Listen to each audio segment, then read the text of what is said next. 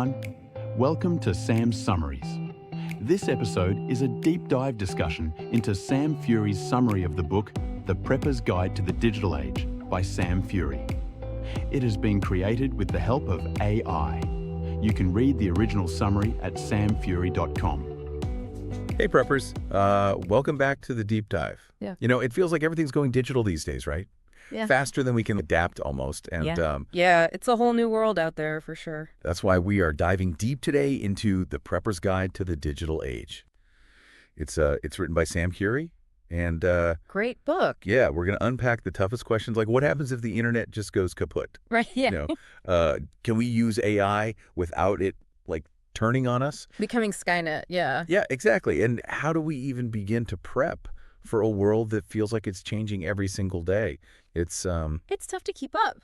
a lot, right? Yeah, Fury really gets that. I Yeah. think what's so fascinating about this book is he understands the prepper mindset. He doesn't just throw out a bunch of tech jargon at you. Yeah. He starts off by saying, look, the internet's not magic. Yeah. It's cables, it's servers, Okay. it's physical stuff that can break down. That's so smart because, like, we as preppers, we're used to thinking about, like, supply chains Right. and vulnerabilities in the system. Oh. But I never really thought about the internet that way before, you know? That's the thing he's saying. If you rely on something, you better understand how it works. Yeah. Otherwise, you're setting yourself up for a nasty surprise when things inevitably go wrong. So it's about taking that prepper mindset that we're all familiar with and applying it to the digital world, which makes total sense. 100%.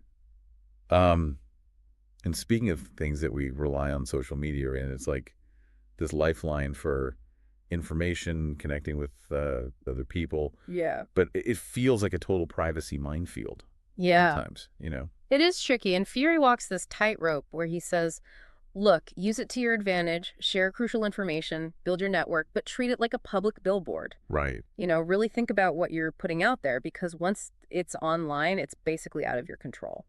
It's like that saying, the internet is forever. Yeah. And it's kind of chilling when you think about it. Yeah. It is. And that brings us to the Internet of Things. Right. You know, our homes are getting smarter and smarter every day.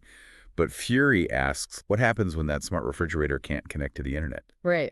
Yeah, you're making me paranoid about my smart thermostat. Right. I know. Yeah. So it's not even just about losing the convenience. It's about security risks, too. Absolutely. And, you know, it's a great point. Like, yeah, a smart lock is cool until it's hacked and someone can walk right into your house. Right. And he's not saying ditch all the tech, but it does make you think, okay, how much control am I really giving up here? That's a sobering thought, for sure. Okay, so we've got this digital landscape. It's complex and it's a little bit risky, but it's also full of potential, right? I mean, the book doesn't just focus on doom and gloom, does it? No, it doesn't. Yeah. And this is where it gets really interesting because Fury dives into things like AI, Yeah. virtual and augmented reality, renewable energy stuff that could literally revolutionize how we live and how we prep. Oh, yeah. You know. Yeah, absolutely. I can see AI being a game changer for preppers, for, you know, predicting weather patterns, analyzing resource availability, Yeah. even optimizing our bug out bags, you know, for specific scenarios. Yeah. I mean, possibilities are endless, but Exactly. But then he flips it and says, hold on. right. What if that same AI is being used to, like, control us to manipulate information? Right. And suddenly Utopia looks a lot like one of those, like, dystopian sci-fi movies. Yeah, like a Black Mirror episode or something like that. Okay, so we're back to that balancing act, right? The promise and the peril of all this new technology. Yeah. How do we even begin to prepare for both those possibilities? Yeah. I mean, it feels a little overwhelming. Yeah, it's a lot. And I think connecting this to the bigger picture, Fury's point is that, you know, it's not about predicting the future perfectly. It's about building up this resilience, this Right. flexibility in your thinking Yeah. that lets you adapt to whatever comes your way. Okay, so it's not about stockpiling the right gadgets. It's about developing the right mindset and the right mental tools to deal with whatever's thrown at us. Yeah, like building up those mental muscles. Yeah, that's actually really empowering. It's exciting. It's about shifting from a reactive mindset to a proactive one, and that starts with understanding the real threats that we're facing in this digital age. Which brings us to the darker side of things, right? Cybercrime, you know, vulnerabilities in our infrastructure. Right. I think it's easy to think that this stuff only happens in movies. The book really brings it home, doesn't it? Yeah, Fury doesn't sugarcoat things. He talks about the very real threat of cybercrime data breaches and how all of our critical infrastructure, Right. power grids, transportation, even our banking systems, all interconnected and potentially vulnerable. So Fury's saying that we're so reliant on all of these digital systems, but most people don't even understand how vulnerable they are. Right. It's like building a house on a foundation of sand. So what's the solution? Do we all need to become hackers to protect ourselves? That's where those practical prepping steps come in. Okay. Fury talks about building a digital bug-out bag, Okay. strengthening your personal cybersecurity, and getting back to basics with those self-reliance skills. Okay, now I'm really intrigued. What is a digital bug-out bag? I've got my physical go bag all ready to go. Right. But what goes in a digital one? Think of it this way. Everything that you rely on digitally, your important documents, contacts, Yeah. even knowledge needs a backup plan. So it's like creating a lifeline to your digital life, even if the internet disappears. Exactly. Okay. That's just the beginning. So think of it this way. It's like a digital fortress for the things you absolutely can't afford to lose, even in like a worst case scenario. Right. And the first brick in that fortress is secure data storage. Okay, so backing up my files makes sense, but I'm already using cloud storage. Isn't that enough? That's a great question, and Fury makes this compelling point. You know, what good is that cloud if you can't access the internet? Right. Imagine there's a major cyber attack or, solar flare that fries the grid. Oh, wow. Suddenly, that cloud is out of reach. Okay, hadn't thought about it that way. So we need offline storage too, like external hard drives and things like that. Exactly. It's about diversification. Okay. So external drives give you that offline security. Right. But then he takes it a step further and says, well, what if those drives get damaged? Oh, gosh. Fire flood, who knows? Yeah. Okay, now you're messing with me. So cloud storage is back in the picture. So it's not one or the other, it's both. It's both. Redundancy is key here. Got it. Cloud for off-site backup, external drives for that extra layer of protection. But isn't this all, paranoid? I mean, what are the chances of both my hard drive and the cloud going down at the same time? It's a fair point, but remember, prepping isn't about the most likely scenario. Right. It's about being ready for the worst. And when it comes to our digital lives, the stakes are high. True. Very true. Okay, so data storage, check. What else goes in this digital fortress? All right, next up, emergency contact information, but with a twist. Think beyond just phone numbers. Okay. So email addresses, social media, handles anything that might work if traditional communication networks are down. This is making me realize how much I rely on my phone for everything. And that's exactly the kind of dependency Fury wants us to break. Yeah. He even suggests including physical addresses. Right. Think old school, like writing stuff down. Like with a pen and paper. Exactly. Wow. So if the internet's down, my phone's dead, I can still find my way to my aunt's cabin in the woods. Precisely. That's actually really smart. Okay. So speaking of finding your way, maps are a must-have in any bug-out bag, but I'm guessing not just any maps. You got it. Offline maps? Offline maps make sense. GPS is great until the satellites are down or there's no cell signal. Exactly. And think beyond just road maps. Okay. Topographic maps, those can show you terrain elevation changes, crucial stuff if you're bugging out on foot. Oh, right. He even suggests nautical charts, depending on your location. Nautical charts. I don't think I'm going to be sailing away anytime soon. You never know, but the point is, different types of maps provide different information. Mhm. It's about being prepared for any situation. Okay, what else? All right, survival guides. Okay. First aid, wilderness, survival. Mm. Basic mechanics, anything you might need in a pinch, but can't always rely on Google for? I love this. It's like taking that prepper library we all have and making it digital. Exactly. So if the power's out, I can still pull up instructions on how to splint a broken leg or, build a fire. That's the idea, making sure that knowledge is accessible even when the internet isn't. But here's the catch. Oh. All of this is useless if someone else can access your digital fortress. Oh, that's a good point. Yeah. So cybersecurity is a big part of this digital prepping thing. Huge. It's like having the best bug-out bag in the world, but leaving it unlocked for anyone to grab. Okay. Fury dives deep into strengthening your digital defenses. And it starts with, you guessed it, passwords. Here we go again. Okay. I know strong passwords are important, but is Fury saying anything new here? He does go beyond the usual use a mix of characters advice. Okay. His point is, in the digital age, your password is the equivalent of your home's security system. Right. It needs to be fortress level strong. Right. I'm listening. Give me the fortress level password advice. Okay, he recommends using a passphrase instead of a single word. A passphrase. Yeah, think of a sentence that you can easily remember. Okay. Then take the first letter of each word, mix in some numbers and symbols, and boom, fortress level password. That's actually really clever. Way easier to remember than some random string of characters. Exactly, and because it's longer and more complex, it's way harder to crack. Right. But even the best password is useless if you're using it for everything. Right. which is why he stresses the importance of Password manager. password managers, yes. I've heard of those, but honestly, I've been putting it off. Is it really that important? It is. Here's how Fury puts it. Imagine losing the keys to your house, your car, your safe deposit box all at once. Oh. What it's like if someone gets a hold of your one and only password. Okay, that's a terrifying analogy. I am downloading a password manager like right now. Good. What else is on Fury's cybersecurity checklist? All right, software updates. I know those little pop-ups can be so annoying, but they're basically patching holes in your digital fortress. right, it's like digital vaccinations against malware and all that nasty stuff. Exactly. And speaking of viruses, email security is crucial. Oh yeah, I hate spam, and I'm always worried about clicking on something I shouldn't. Fury's got some great advice here. He says treat every email from an unknown sender like it's potentially dangerous. Okay. Hover over links before you click them. Never, ever download attachments unless you are 100% sure they're legit. It sounds like common sense, but I think it's easy to get complacent. Especially when you're in a hurry. That's what the bad guys are counting on. Yeah, they are sneaky. And while we're on the topic of online habits, Fury stresses the importance of being mindful about what you share, especially on social media. I know oversharing can come back to bite you, but it's hard to resist sometimes. He's not saying to become a hermit. Right. But he encourages us to think of our online presence as like a public billboard. Okay.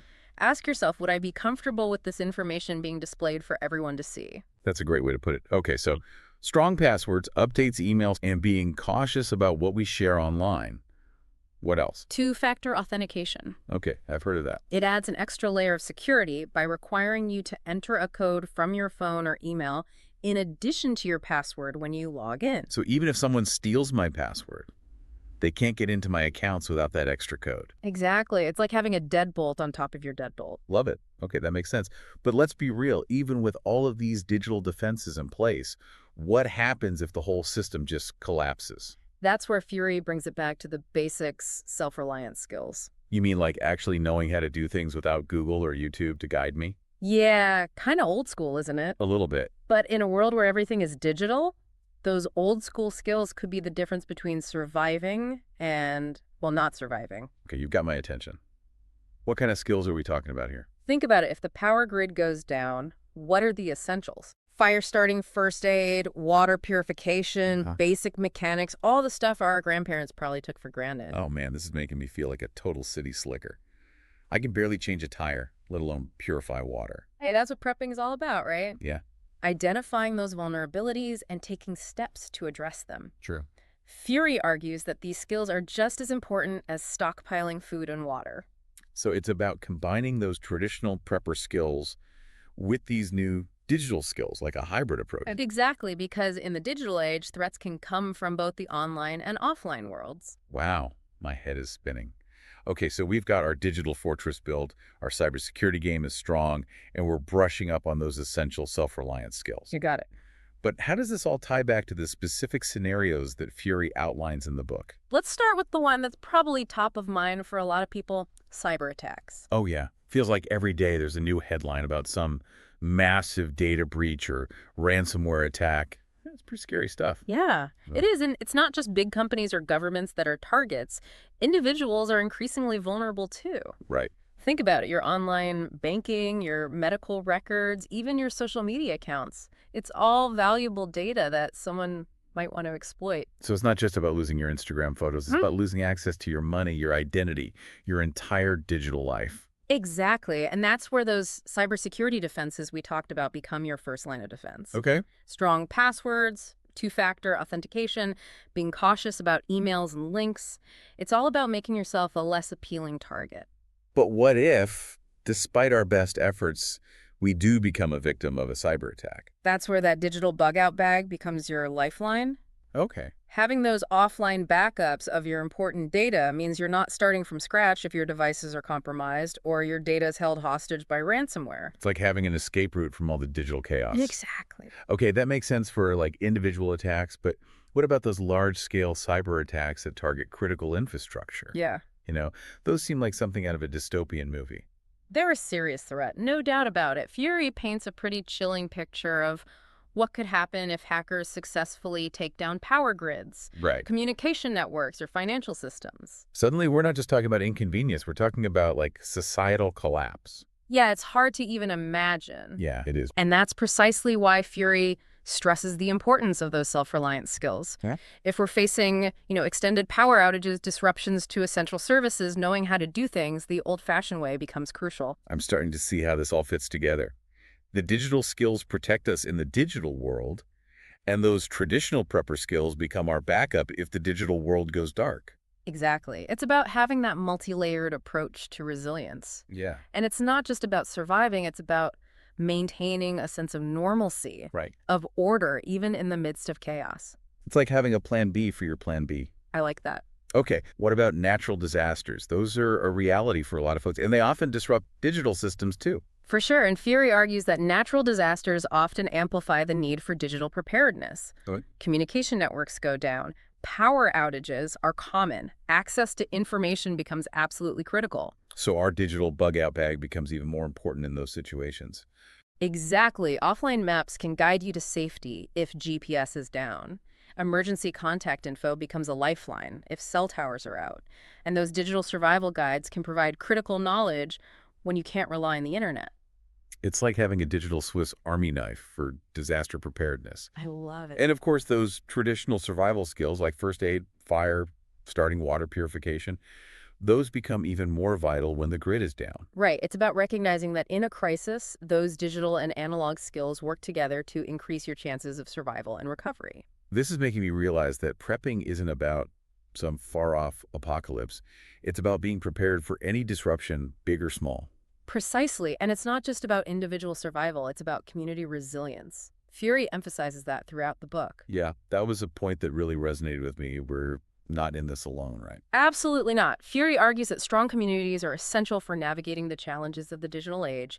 We need to support each other, share knowledge, and work together to build a more resilient future. And ironically, even though we're talking about prepping for a potential digital collapse, technology can actually help us build those stronger communities. That's the paradox, isn't it? Social media can be a double-edged sword, but it can also connect us with like-minded people. Right. Share critical information, coordinate assistance in times of need. It's about using technology intentionally and responsibly, recognizing both its power and its limitations. Well said, and that brings us to the heart of Fury's message, I think. It's not about fearing technology, it's about understanding it, Yeah. mastering it, and using it to our advantage. This has been such an eye-opening conversation. I feel like I've gone from feeling kind of overwhelmed by the digital age to feeling empowered to navigate it. That's the goal of prepping, isn't it? It's about taking control, Sarah. being proactive, and facing the future with confidence, not fear. To our listeners, we hope you feel that way too. Right. We've covered a lot of ground here, from building digital fortresses to sharpening those old-school survival skills. But the most important takeaway is this knowledge is power. Absolutely. The more we understand about the technology that shapes our lives, the better equipped we'll be to navigate its challenges and harness its potential for good. So keep learning, keep prepping, and stay curious, folks. Until next time, stay safe out there, both in the digital world and the real one. Thanks for tuning in to Sam's Summaries. If you found this episode useful, let us know with a like, follow, and share. Also, if you haven't already, be sure to visit samfury.com to get free access to all of Sam's original summaries. You can also get any of Sam's books and other exclusive content. It's all completely free at samfury.com.